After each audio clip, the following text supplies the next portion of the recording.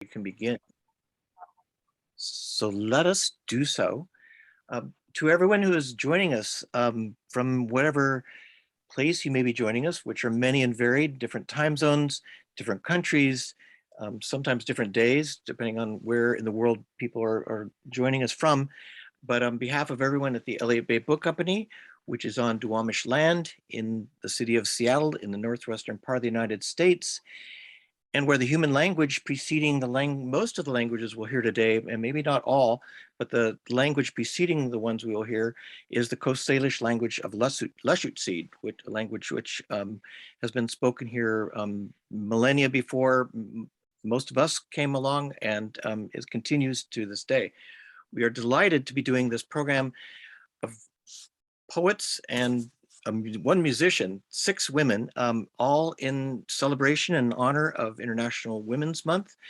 This program, The Water We Carry, Struggle, Daring, Dignity, and Joy, comprises 5 different poets and a musician, and you will get to hear their work today and possibly a little exchange between them. I'm going to say much less than usual, except to say we are delighted you're here, to say my colleague Karen, who's doing the heavy work for Elliott Bay here, is putting information on this in the chat, like books that you'll hear about and should know about, as well as other forms of information, and the poets and Hilary, the musician you'll hear from, will probably be putting other information in there as well. What I will do in saying just a little bit more is to say of the person who brought this to us, as many programs we've done over the years have been brought to us, the idea of these. A week ago, we had a program with the Seattle's African American Writers Alliance, which 30 years after that idea was first brought to us, has continued as a program of writers reading. This program today was brought to us by our dear friend, the poet Claudia Castro, who writes poetry, who teaches, who is here in Seattle, who has been doing extraordinary work in the community, both like the local community, but far afield and beyond. As a poet, as an advocate for poetry. She was Seattle's first civic poet, a newly created position, and she gave it a shape and range that has been followed since. And she's also more recently served 2 terms as Washington State Poet Laureate, again working in a larger way to bring poetry to people, to include more people in poetry, and to include more languages for poetry, the languages that people here do speak and do read and do live within. She is herself the author of a chapbook of poetry, The City, a more recent book, Killing Marias, and this May we'll have an extraordinary new collection of poems called Sapota Under the Moon from Tiakucha Press that will be out in May. And she also has a wonderful prose piece, an anthology published about what was going on in this country in 2020. The anthology entitled There's a Revolution Outside My Love. And she has an essay, a letter from Seattle in there. So she, besides bringing this idea to us now, will lead us through this day, introducing the others who are with us, and herself reading.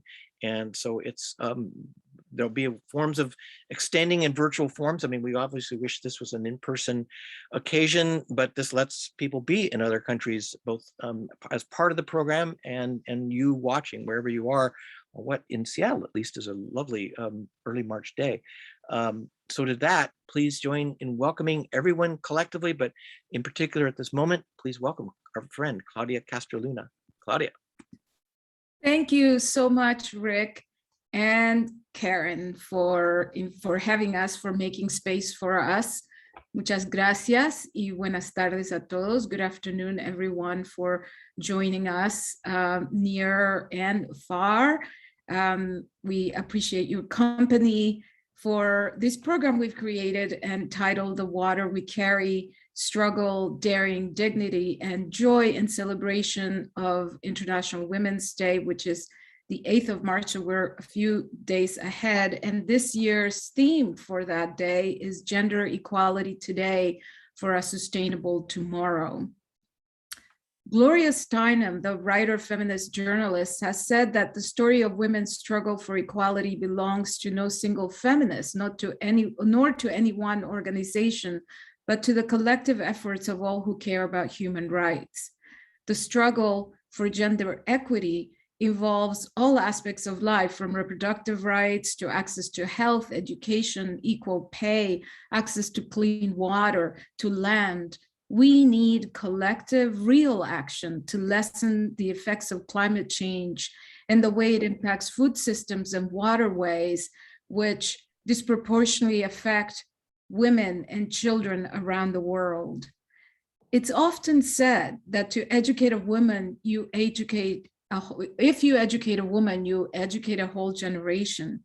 The same is true when we empower women across the board, not only with access to knowledge, to resources, to equal opportunities, but also by giving them voice. And today we are focusing on voices, our own and those of our ancestors, and lifting voices of those elsewhere across, across time and space, in places here in the United States and beyond. With a heavy heart, we think of women, daughters, grandmothers in the Ukraine who are, as we speak, living in the grip and terror of war. We hold them dearly as we hold other women, mothers, grandmothers, who are also, as we speak, in other parts of the world enduring war and occupation. We think of women who valiantly step into each day protecting their children with dignity, and yes, even with song, with joy and hope for the future. We are very lucky this afternoon to have joining us Jacquelyne Andrew, Lil'wat Stamek, joining us to open our program. She is joining us from the unceded territory of British Columbia, Canada, and we are so grateful and thankful for that. She is born from a long line of matriarchs and respective chiefs. Father, retired Chief Leonard Andrew, grandfather and uncle were also chiefs. She's a proud mother and daughter of a son. She carries oral traditions of buckskin, garment design, traditional dance. She's a bear dancer, sacred water carrier, certified to teach her mother tongue. She also holds a Bachelor of Arts degree and is a costume designer, choreographer, cultural educator, traditional medicine maker, and distributor. And with that, we welcome Jackie Andrew. Claudia. I'm honored to honor my mother and my grandmothers for bringing us all here today. My mother is Florence Andrew, and my daughter's Michaela, and she graduated during the pandemic. And my son, who just turned 18 today. Happy birthday, Marin. And I'm here as an ancestor. I do ancestral work on various levels. And one of the things that I have shared, of course, was the power of prayer, the power of peace and unity and sovereignty, but also bringing in that support from all the four directions of Mother Earth, including all the colors of the people, the white, the yellow, the red, the black.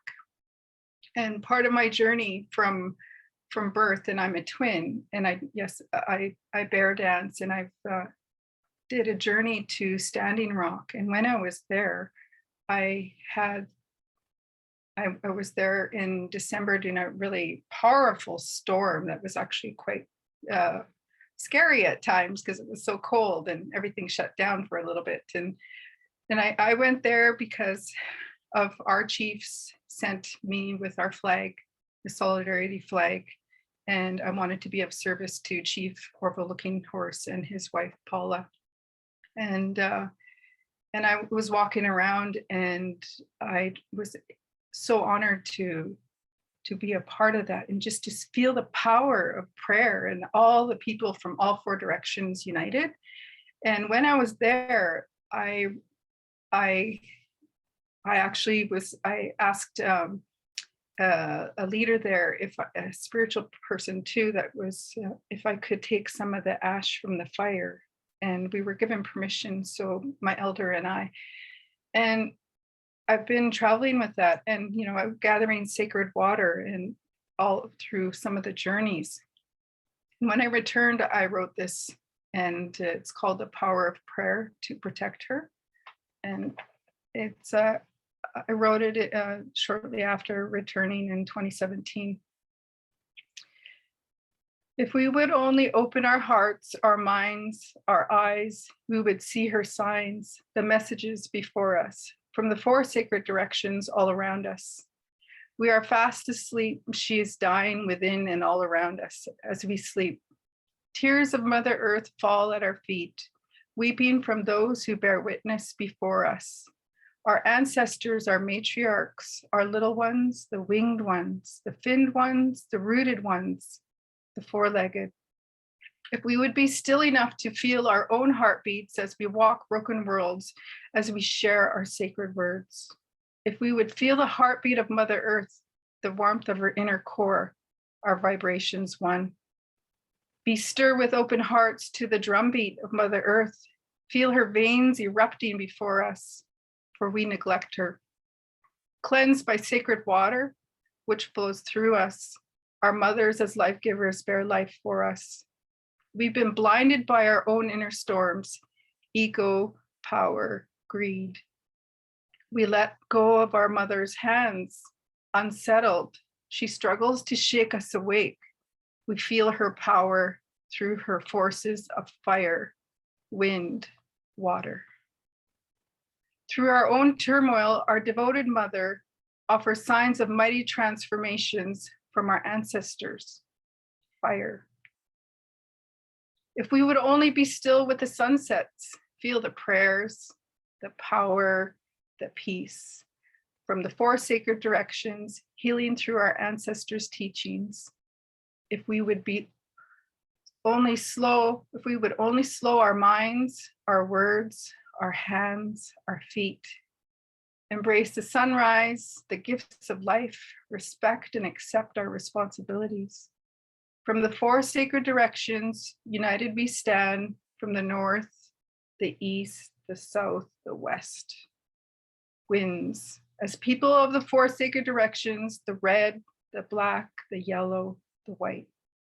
We gather from Turtle Island, from all around good Mother Earth, as one circle. The 4 sacred directions, our sacred elders, our sacred women, our sacred men, our future generations, sacred. We are our ancestors' visions come to life. As many people as stars in the sky, our journeys cross. We gather as the 7th generation.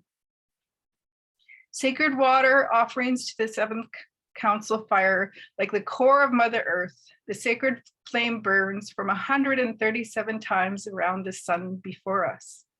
Our heartbeats are now one. Grounding, uplifting, balancing our medicine wheel teachings of life. Transformations through light and love bring truth and strength.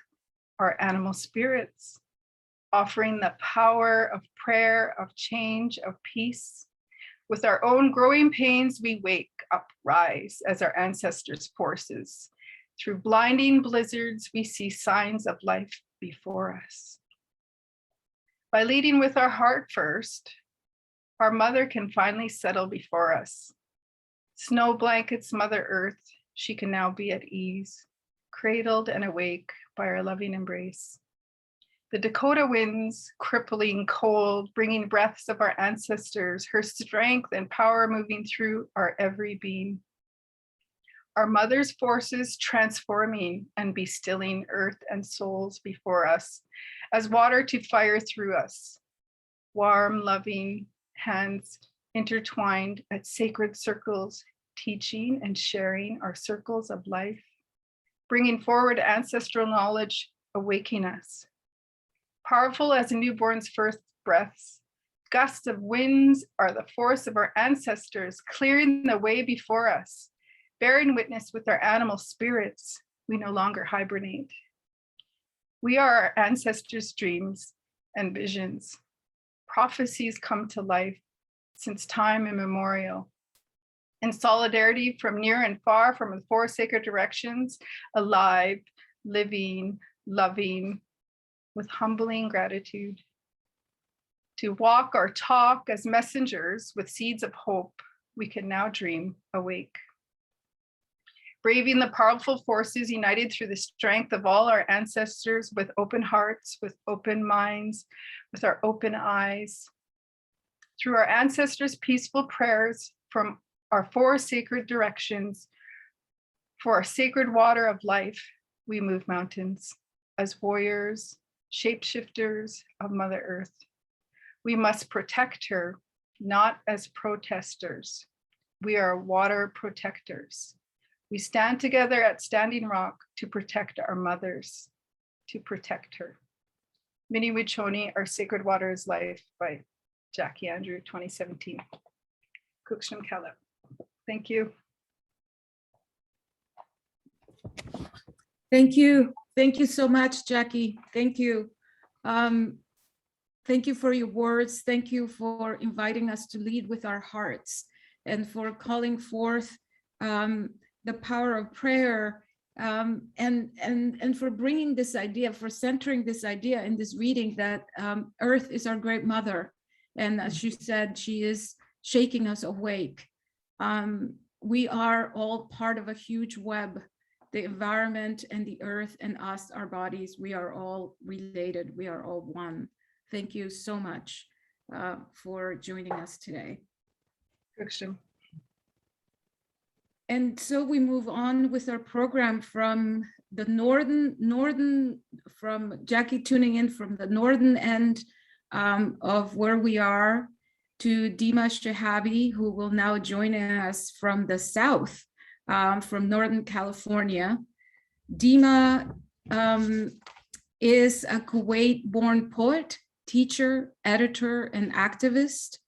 She is the author of 13 Departures from the Moon and co-author with Marilyn Hacker of Diasp Renga, a collaboration in alternating Renga. So each of them have written a poem which answers back to the previous poem, creating a chain. And I can't wait to get my hands on that book.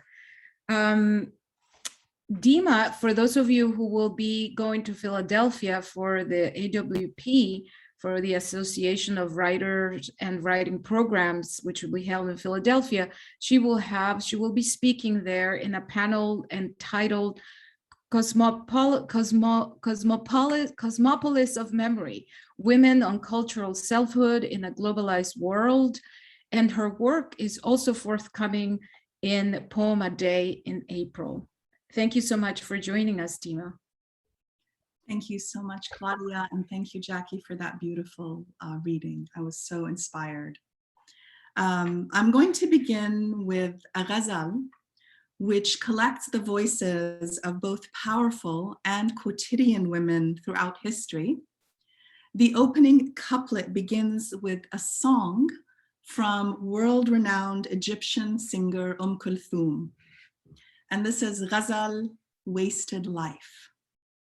One hush, one stage, she floats at odds with wasted life, singing, what I saw before my eyes saw you was wasted life. What do dandelion, basil, and oleander mitigate? His pain or her fingertips on the gauze of wasted life? First of the rescue rains, her wet eyes. Damp lashes excavate dreams, but hide no scars for wasted life. A ghusn, my love, doesn't lean into the slightest breeze. It wells its roots through river pleats with no pause for wasted life. Anbara scrambles to find her love in a labyrinth of gallows. She sees him in a lagoon of skin and bones, claws of wasted life. A long drive to the airport, dawn light the color of dark iron. Goodbye, father. Distance is always a carcass from wasted life. Don't weep Like a woman for what you couldn't defend as a man, she says, as Boabdil withdraws to wasted life. A light not touched by fire is nothing but a thirst for belonging, and your stubble sting against my mouth's applause for wasted life. So that was the ghazal. I'm going to go on and read from this wonderful collection by a Palestinian woman. Her name is Maya Abul Hayat. She's also an author of children's books and director of the Palestine Writing Workshop. She has a forthcoming poetry collection coming out in May from Milkweed Editions entitled You Can Be the Last Leaf. Her poems are translated by the wonderful poet and translator Fadi Juda, and they really do live on the threshold of private and public narratives. And as the translator himself says of her work, her poems, quote, celebrate survival as the last leaf in autumn is sister to the first leaf in spring. I'm going to be reading her poem entitled We.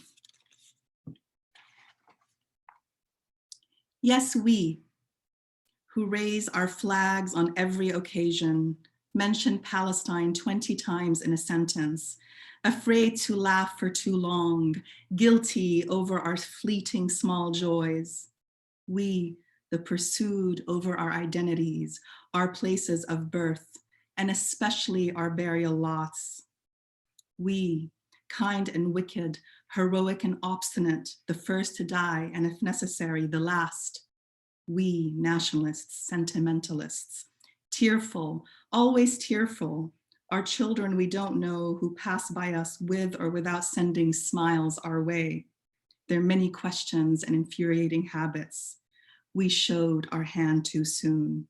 Our weeping over adolescents who peacefully stand in front of their houses, making gestures, playing the game of men. And our weeping over mothers, all of them. The happy ones with news of pregnancy, and those who dispatch letters to TV and radio stations. Oh, mothers who send winter clothes one size too big to their incarcerated sons. Yes, mothers who regurgitate their sorrows and mottos as stories regurgitate us year after year. We cry and cry until we cry no more and stop joking around. We showed our hand too soon. We know who we are. And I will end here and rejoin the program a bit later. Thank you so much, Deema, for that reading, for your own reading and the reading you just read. Those lines would stay with me for a long time. The clamor of wasted life. And then this image of the last leaf of autumn's being sister to the earliest leaf of spring. That's just amazing. Thank you. So this program is the brainchild of three of us at different points. Cindy Williams Gutiérrez and myself thought that it would be great to have a program 2 years ago. We shared the stage at Tieton, the writer, Tieton, Washington. There's an annual writing conference, and we share the stage there, and thought it would be good to do something like we're doing today. And then COVID happened, and the other person, then that seed stayed there, remained there, and the other person deeply involved with the program is Hilary Field, who is a classical guitarist and with whom I have collaborated over the years here in Seattle, as has Lena, Khalaf, Tuffaha, who will read later on in the program, has also collaborated. And so the three of us have at different points try in one way or another to bring a program for International Women's Day. So we are very thankful again to Elliott Bay Books for hosting us today. Hilary Field is an internationally known performing and recording artist who has garnered widespread praise for her work with classical guitar. Her debut album, Music of Spain and Latin America, won Classical Album of the Year, awarded by the National Association of Independent Record Distributors.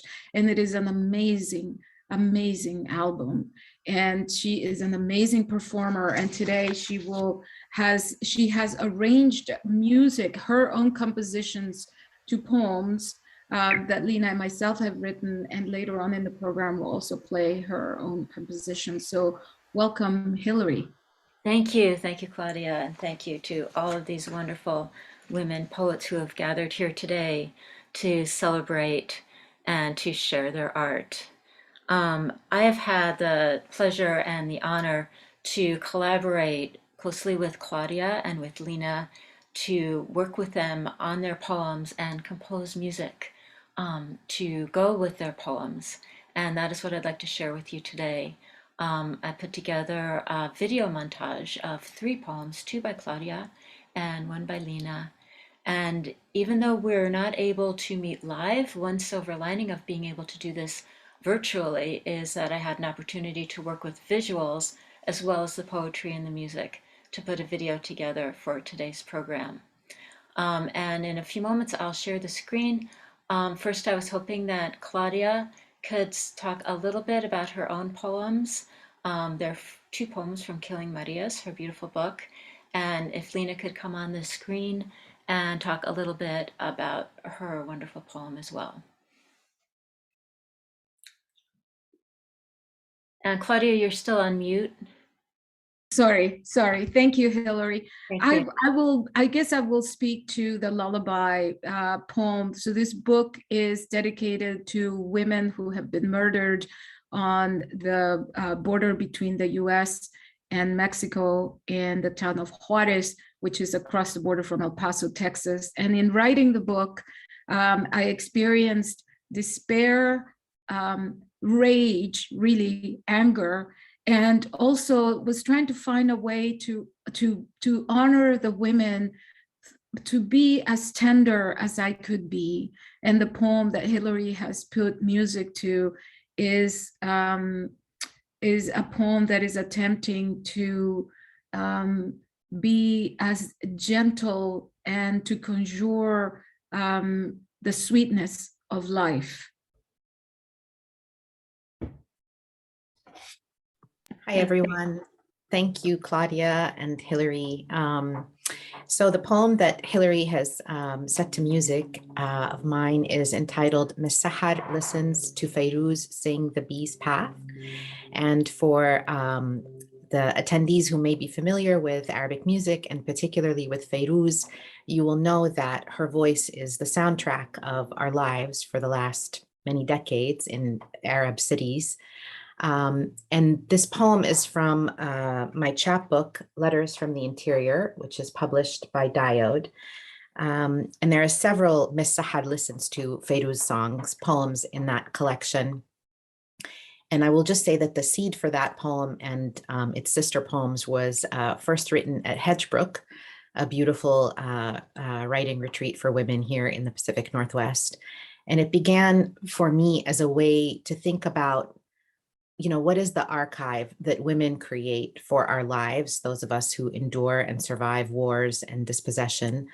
And that archive is rich and deep and doesn't always show up as official document. And so for me, some of these Fairuz songs are part of that archive. And this was an homage to that song and what it means to be an Arab woman listening to those songs at home and away from home. Thank you so much for those beautiful descriptions. As I said, it was just a joy for me to take these beautiful lyrical musical poems and write music to them.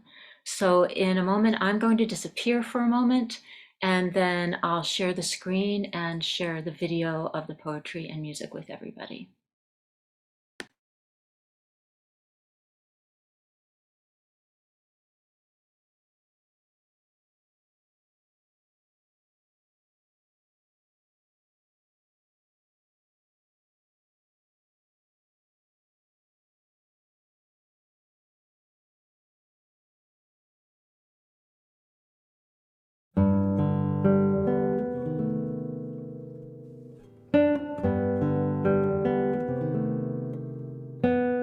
If you're going to go, if you're going to scorch this heart and leave a desert in your absence, tell me now and I'll follow the bees.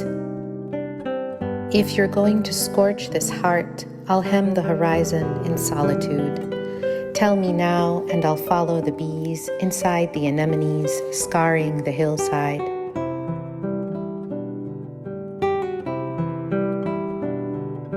I'll hem the horizon in solitude, the light lengthening, breaking inside the anemones scarring the hillside. I'll spiral beneath the dome of the sky, the light lengthening, breaking. This moment gathered around us as I spiral beneath the dome of the sky. Spring is a ravishment forever dying, dying, dying. This moment gathered around us is honey and wild greens and the promise of ravishment forever dying, dying, dying. We're just another love song, remembered or forgotten. Honey and wild greens and the promise of losing you in the desert of what happens next. We're just another love song, remembered or forgotten. Will you stay until the anemones fall back into the land?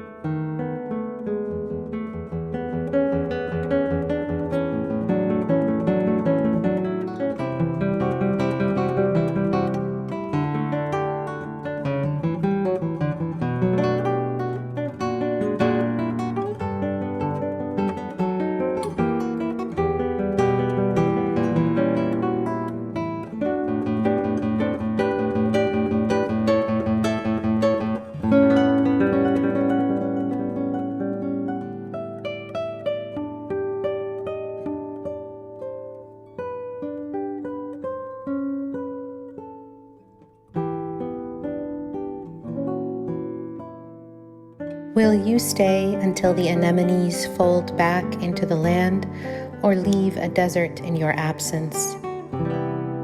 Are we just another love song, remembered or forgotten? Tell me now, and I'll follow the bees.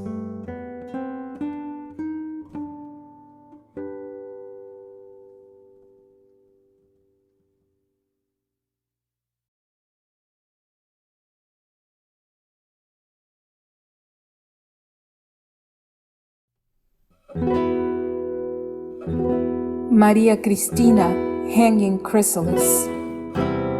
What would I do for a smidgen of your rebellion, Maria?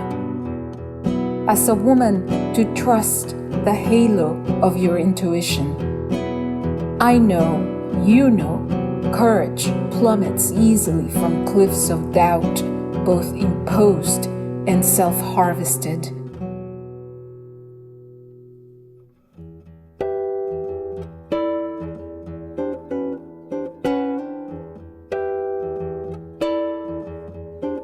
How to make manifest what the mind knows, but the eye cannot yet see?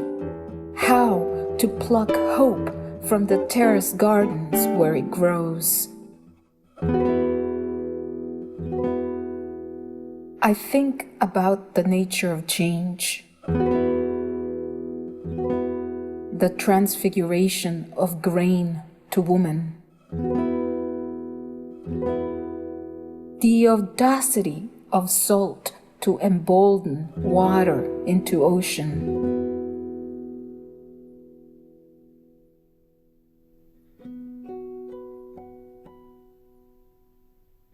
The urge to break free. The urge to break free.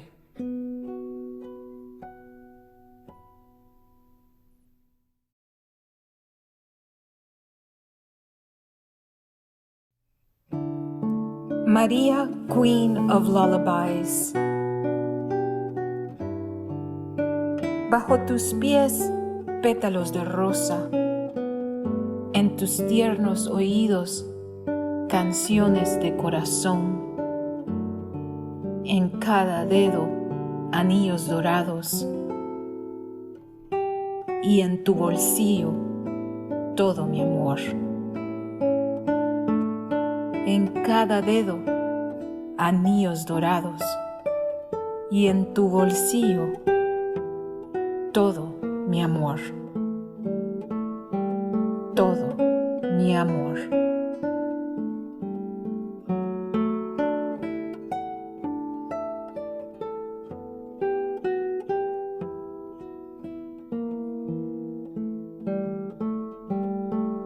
Under your feet, rose petals. In your tender ears, heart songs. On each finger, golden rings. And in your pocket, all my love. On each finger, golden rings. And in your pocket, all my love. All my love.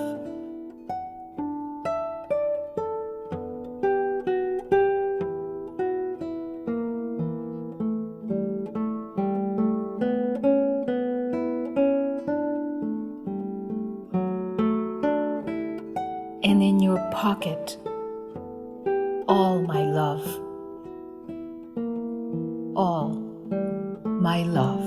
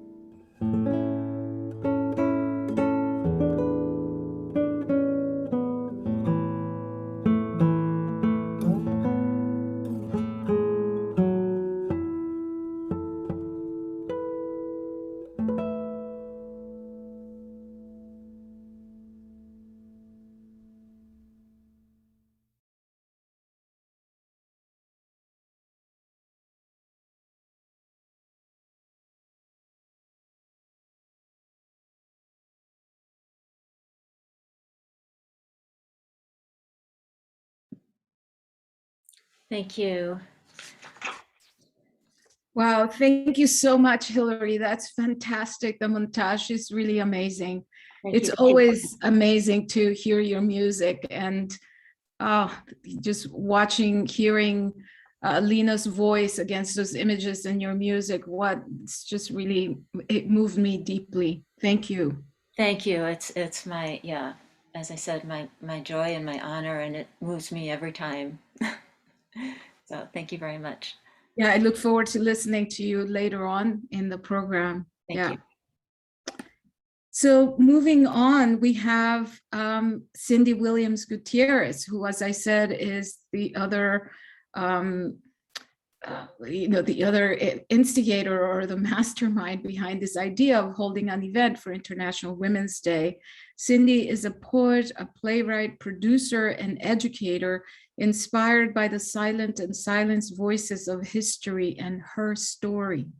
She was awarded the 2018 Willow Books Editor's Choice Poetry Selection in the 2016 Oregon Literary Fellowship for her amazing book, Inlaid with Nacre, The Names of Forgotten Women.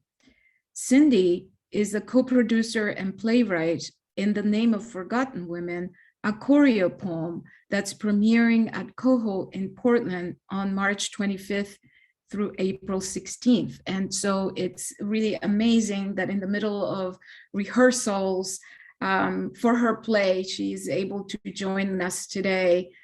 Sydney, welcome and thank you. Thank you so much, Claudia. It is an honor to be with all of the readers here today, a joy to commemorate International Women's Day. And I thank you so much for your invitation to this wonderful event. I am going to be reading poems from this collection, Inlay with Nacre, The Names of Forgotten Women, because as Claudia mentioned, I am living them. I have the great joy and privilege of seeing them being brought to life in my choreo poem, In the Name of Forgotten Women. I started writing these poems over 7 years ago, and even after I put the manuscript together and it was accepted for publication, these women would not stop speaking to me. And I realized in my own body the truth that these poems needed to be embodied. So that is what we're in the process of doing with Coho Productions. I'm going to share 3 poems that are dramatized in the choreo poem, and I would like to dedicate this reading to Macaoz'alus, to Jacquelyne Andrew, who has become my friend through this project of sacred and activist theater. I'm going to start with a poem that is a message from the Black Madonna. And the Black Madonna is a statue or a painting of the Virgin Mary with dark skin. She is worshipped throughout Europe and Latin America and in Africa and Asia as well. And I consider Our Lady of Guadalupe, whom you saw several times in that montage, a manifestation of the Black Madonna. Message from the Black Madonna to the first mothers. Some say I turned black from decay of gold and azure pigments leaking lead. Others credit centuries of grime, of devotees' votive candle smoke. I say, Indigene, I belong to your kind. I am Our Lady of Africa in Algiers, Manila's Nuestra Señora de Guía, La Guadalupana in Mexico City. I am the brown, the black of the earth. I am the first to give birth, to nurse. My skin is the primordial soil.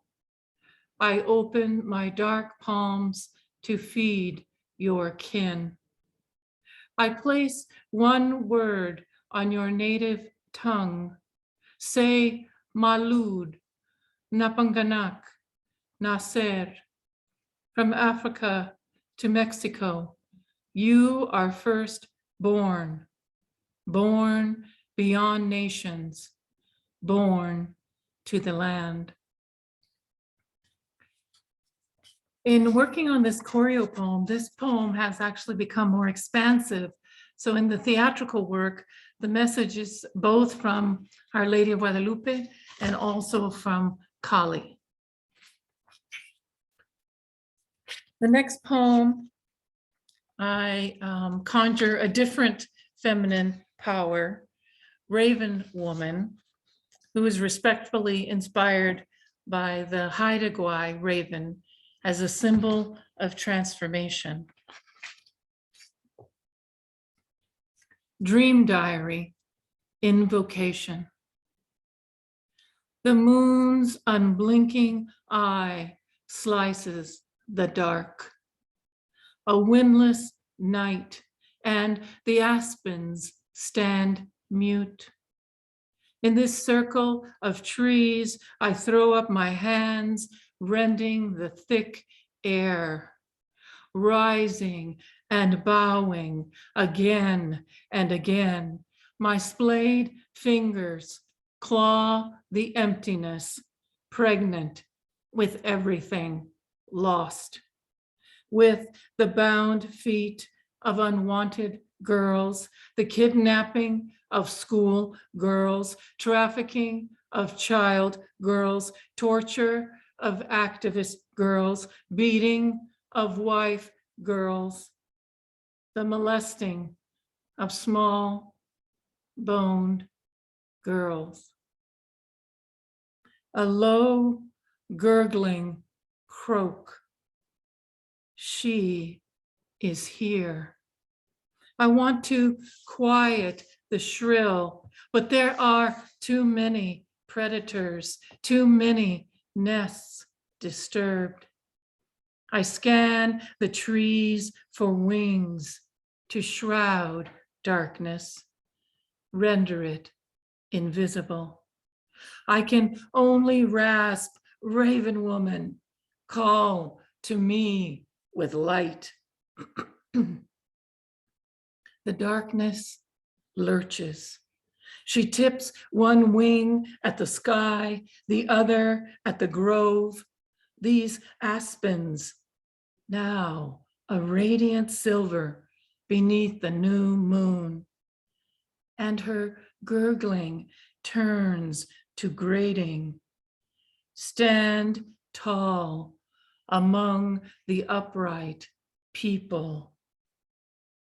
The air quakes as her wings breathe the trees like lungs. In her wake, a murmuring, stir like aspen, make a rush of sound that shakes the world. And I would like to close with a poem that I wrote specifically for this theatrical work.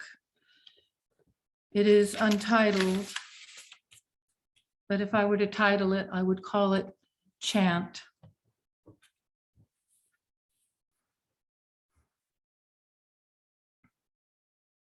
Where are the missing and murdered Indigenous women of Canada? Where are the missing and murdered Indigenous women, the Inuit? Where are the missing and murdered Indigenous women, the Métis? Where are the missing and murdered Indigenous women of Washington? Where are the missing and murdered Dakota Sioux women and girls? Where are the bodies of missing Indigenous women in Canada? Where are the bodies of missing Indigenous girls in Canada? Where are the bodies of women and girls on the highway of tears? Where are the bodies on Canada's highway of tears? Where are the bodies, these byways of tears? Hundreds of bodies, the bodies of women and girls. Hundreds of bodies, the bodies of women and girls. Hundreds of bodies, the bodies of women and girls. Hundreds of bodies, the bodies of women and girls. Hundreds of bodies, the bodies of women and girls. Hundreds of bodies, the bodies of women and girls. Holy the bodies of women and girls. Holy the bodies of women and girls. Holy and bodies of women and girls. When will you stand for the murdered Indigenous women and girls? Hundreds of bodies, the bodies of women and girls. When will you stand for the missing Indigenous women and girls? Holy the bodies of women and girls. When will you choose to stand up for the women and girls of the world? Thank you. And may we each remember to mother each other. Thank you.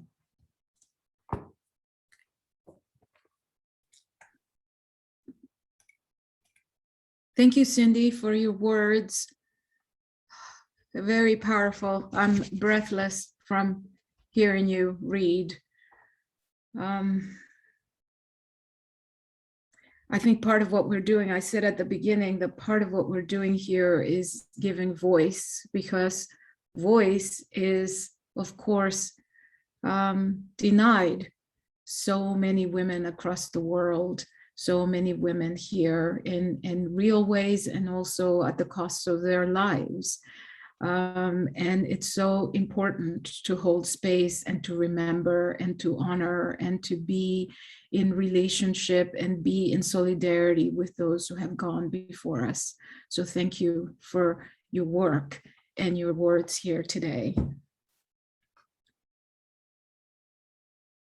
Our next poet is Lena Khalaf Tuffaha, whom we've had the pleasure of, her voice we've had the pleasure of hearing through Hilary's collage.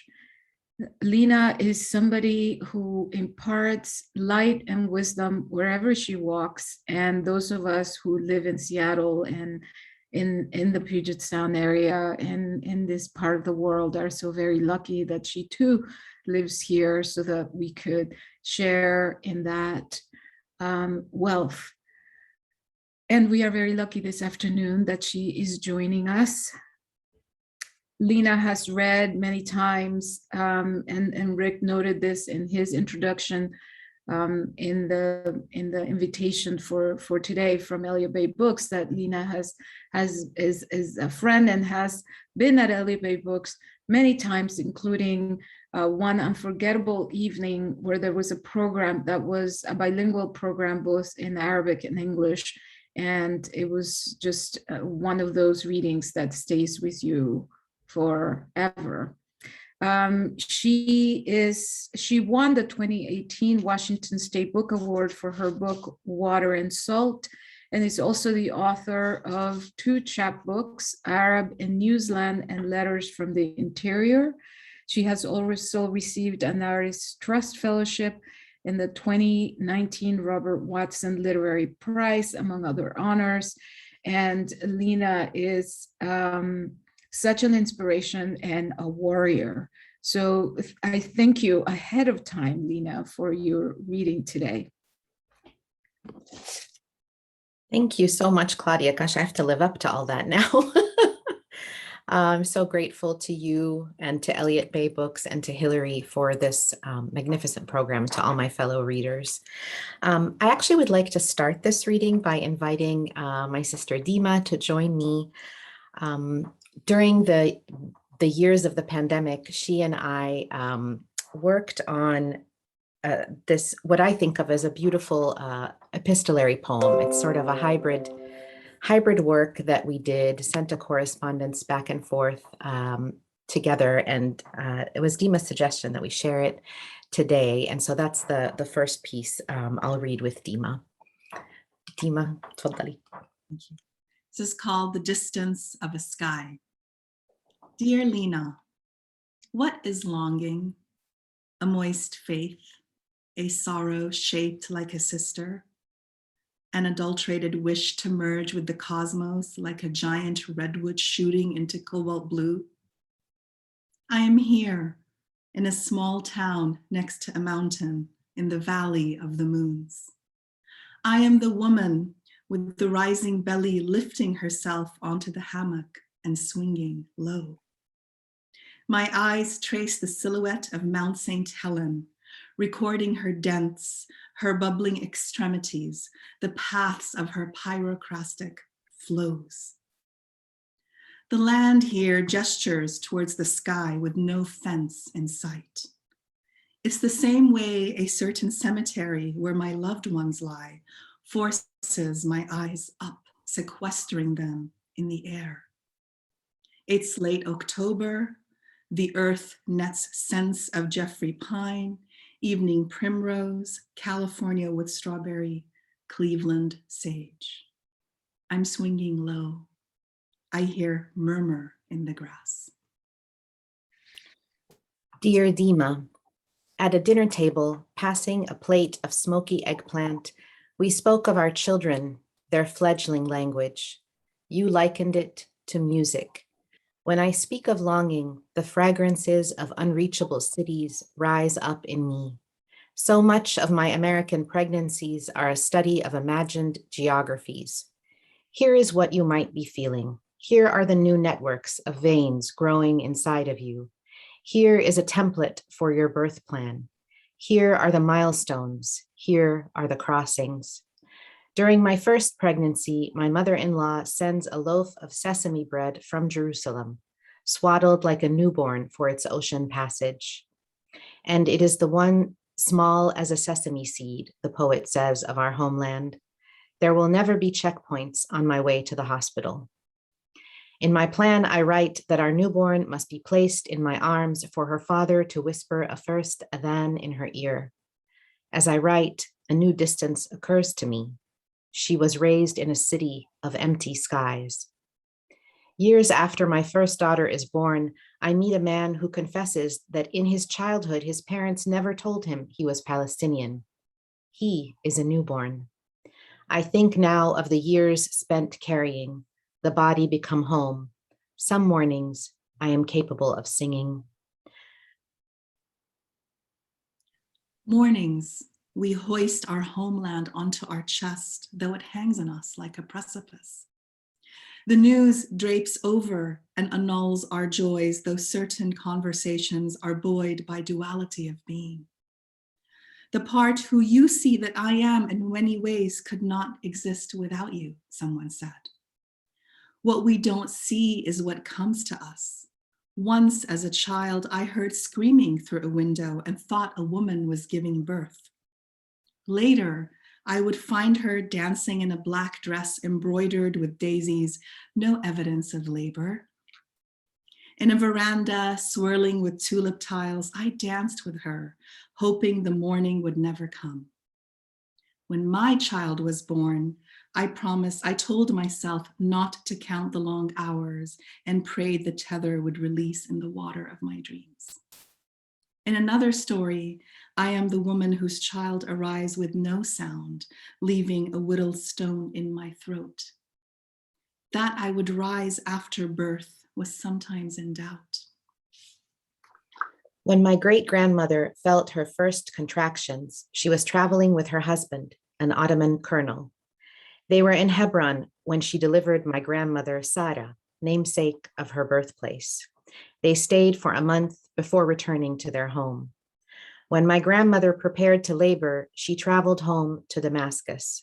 My mother carries the city of her birth, of her first month, in her American passport, relic of a world now inaccessible. In my birth preparation class, there is only one other woman who is not white. She looks over at me and smiles quietly. I am full of her silence. The instructor, a white woman, wants us to practice vocalizing. She encourages us to get in touch with the fierce animal of the self as we labor. She tells us this is what women in other cultures do. They intone their way through pain. I do not return her gaze. I am distracted by this anthropology. I cannot practice breathing with her voice in the room. The parts of me that are visible pass seamlessly from one estrangement to another. My friends come to visit in the hospital after each of my daughters is born, each of them cradling her own pregnant belly. Among my heirlooms are a set of 3 pictures like this, curve of a tender skull visible in my arms, a ring of aunties around the hospital bed, their laughter softening the light. One friend's mother, eyes glittering mischievously, asks, "Fin shabara?" She reaches into her blouse and snaps off the tiny satin bow at the center of her bra. She pastes it onto my daughter's hair with a drop of shampoo. To nurture in this stillness, this lushness, in the predictable, this is what all the journeying parents seek. And what do our safe and sound children become? Let them be shapeless, without wounds. At the protests that thread the years together, we intone our way through pain. We carry our children in our arms or on our bodies. In my 3rd pregnancy, I found myself wondering, which war will be yours, little one? Sorry. Her eldest sister nursed as children skirted bullets on the streets of Ramallah. The sister after her nestled inside me as the bombs fell on Baghdad. When will the parts of the self dodging shrapnel in ancestral cities become visible to you? Which rooms will you fill with silence? How old will you be when they come to think of your fierceness as animal? Times and estrangement we have no control over.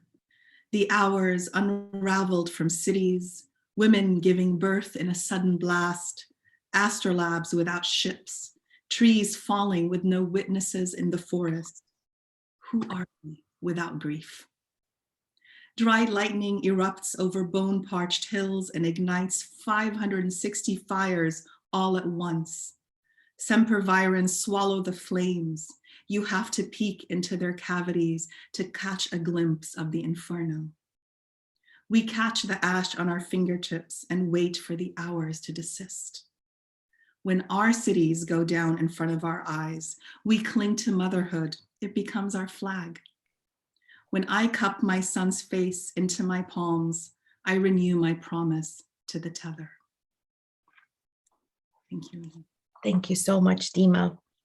I'll just close. I thought about so many different women who I wanted to bring into the room. There are many women. You could spend your whole life just reading women. Just going to put that out there. But I think I'd like to close by bringing the Arabic language into the room and just read you a short poem by the mother of Palestinian poetry, Fadwa Tuqan. That was the title that the late Mahmoud Darwish gave her. Fadwa Tuqan was an incredible poet and woman. She struggled against patriarchy and occupation her entire life. And she wrote beautifully of hope and of bitterness, of community and of loneliness. And this poem in Arabic is entitled Al-Turuqat Al-Akhira, in English, The Last Knock. This is the book I'm reading from. It's called A Lover from Palestine. It's an anthology of Palestinian poetry translated by Abdel Wahab al-Masiri and illustrated by the artist Kamal Bullata. But you can find work by Fadwa Tuqan in multiple anthologies, including the Modern Palestinian Literature Anthology and others. الطرقات الأخيرة. هلا تفتح لي هذا الباب وهنت كفي وأنا أطرق بابك. أنا جئت رحابك أستجدي بعد سكينة وطمأنينة، ولكن رحابك مغلقة في وجهي، غارقة في الصمت.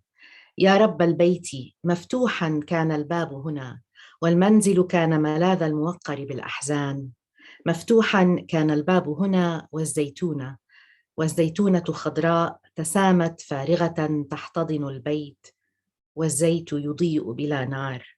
يهدي في الليل خطى الساري، يعطي المسحوق بثقل الأرض طمأنينة، ورضا يغمره وسكينة. هل تسمعني يا رب البيت؟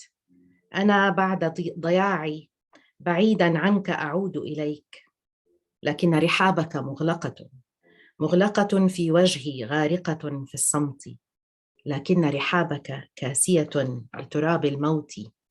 إن كنت هنا فافتح لي بابك، لا تحجب وجهك عني، وانظر يتمي وضياعي بين خرائب عالمي المنهار، وعلى كتفي أحزان الأرض وأهوال القدر الجبار. And the English translation reads, The last knock. Will you not open this door for me? My hand is exhausted from knocking at your door.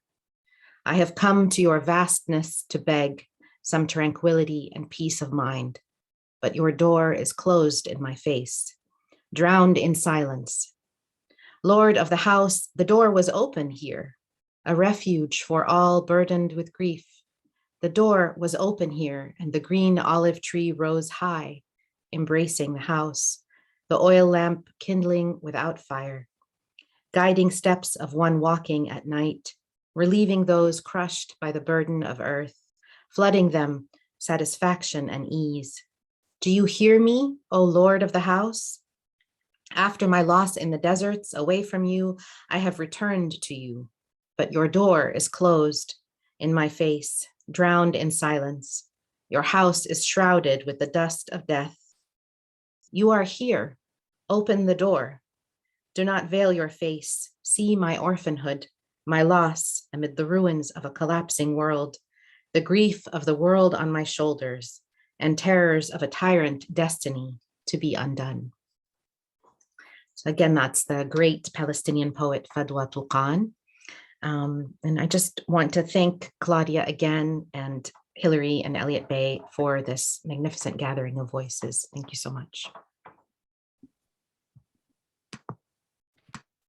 Thank you so much, Lena, for that last reading, for bringing your home language, your heart language into the room, and for that sequence of letters, which was amazing and breathtaking. Who are we without our grief? that question is just arresting and made me think how necessary, how important it is to give voice, how we all have stories to tell, how we all have the right to story. So now we go in the program, we're coming to very quickly to the end. Hilary will come back and perform for us one of her compositions. And then I will come back and close out the program with a couple of very short poems from various women poets. I also wanted to say that I am sure after you hear Hilary play, you will want to hear some more of her playing. And she has an event coming up on March 19th at Pacific Lutheran University. This is a concert for a guitar festival. It will be at 5 p.m. on March 19th. And it will be in person and also live stream. So Hilary. Thank you so much. And following that beautiful set of poetry and hearing that gorgeous Arabic language, I'm going to share some pre-recorded music of mine. These are a couple of my compositions that I'd love to share with you today. And the first one is titled The Olive Branch and the Rose. And it is inspired by the Sephardic song, La Rosa in Florence, and the Arabic Andalusian song, Lama Badayatatana. And both of these songs, beautiful love songs, lullabies, and I took those two songs and integrated them together into a piece. It's a little challenging at first because if you're familiar with music, they have different time signatures. One had 4/4 time, the other one had 10/8 time. And so it was a little bit of a challenge to make them flow together, but it was not impossible, and I enjoyed the process, and I hope that you enjoy the music. And right after that is another Sephardic song. It is Donzella Fantasia on a Sephardic lullaby, Dorme, Dorme. So thank you again for everyone who is participating and everyone who is listening. I'm going to disappear for a moment and I will share the screen.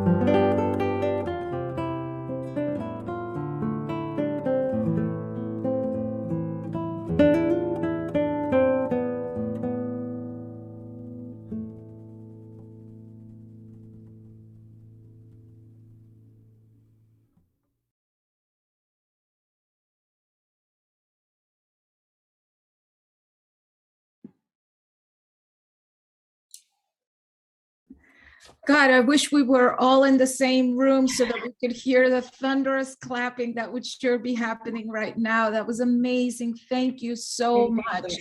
Thank It's you. always so transporting to hear your music, but certainly to watch you play is just gorgeous. Thank you, Hilary. Thank you. And following Lena's poem in Arabic, music is so, and language are so related, and hearing music, it's like it takes on the accent of the language.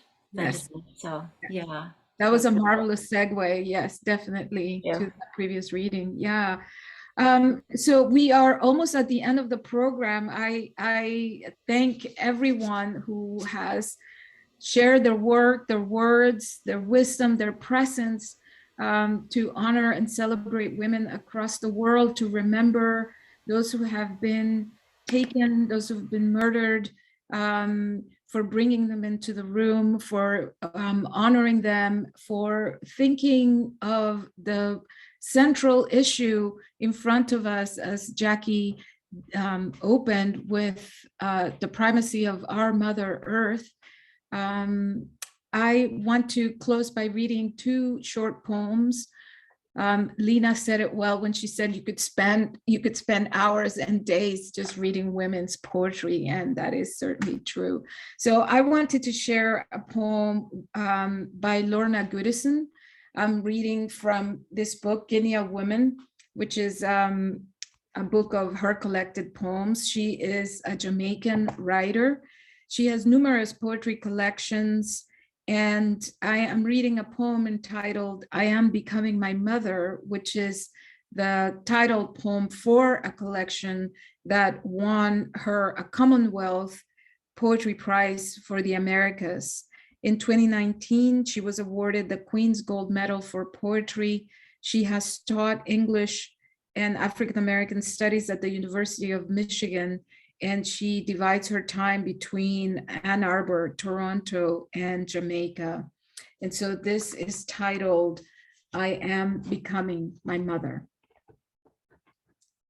Yellow brown woman, fingers smelling always of onions.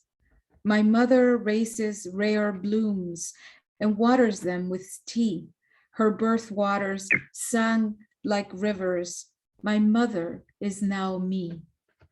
My mother had a linen dress the color of the sky and stored lace and damask tablecloths to pull shame out of her eye. I am becoming my mother, brown, yellow woman, fingers smelling always of onions. And the last poem I will read is the opening poem for my collection, Killing Marias, which is really a call to, I think of this book of poems as a place, actually, as a location for those of us who read and hear these poems to be in solidarity with the women that it eulogizes. 43 women killed in Juarez whose names began with Maria. And I will read a translation. I will start with the Spanish translation of the poem, and then I will end with the English version. María, somos todas una. Protégenos, madrecita. We are all one, hechas en tu imagen, hermanas bordadas, enlazadas alrededor de tu capa de estrellas. Como tú, tenemos todas aureolas suaves, pezones duros, y como tú, una cueva, un nido de golondrinas. Fina es la entrada a la rajadura que da vida. Todo lo de ti es armonía, todo lo tuyo divino. Nácar del océano profundo, estrella de cielos púrpura, tu dignidad brota, agua limpia en cada una de nosotras. We are all one. Now the English version that has Spanish in it as well. María, somos todas una, protégenos, madrecita. We are all one, in your image made, hermanas, sisters, linked, backstitched to the edge of your brilliant robe. Like you, we have aureolas smooth and nipples hard. Like you, we have a nested swallow cave and a life-giving cut. All about you is harmonious and divine.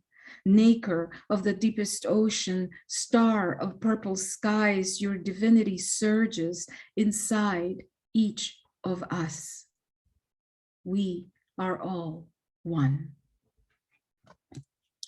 Thank you so much, everyone, for joining us today. Again, thank you, Rick and Karen, for creating the space for us. And thank you to all of you who have joined us this afternoon to remember and honor women across the world. I'm sure there's lots of stories among all of you that honor and remember your ancestors, your moms, your grandmothers, your great-grandmothers, your daughters, and friends. I think with that, we'll end the program. I'll just come in for us at the very end and say to thank you all, each of you, each and all, Jackie, Deema, Hilary, Cindy, Lena, and Claudia, for what you've given us today. I'm saying that because of comments such as that are coming through the chat and we know would be in the room, but it's been a pleasure and an honor for us to be able to help play our little part and for you to be heard and seen. And those voices you also all have brought to this, or the other voices of the other poets. So thank you again, everyone. And yes, books, all these poets and the books they've talked about to read too. Thank you. Thank you so much. It was amazing. Yes, it was. Thank you. Thank you, everybody. Lots of love. Thank you. Bye-bye.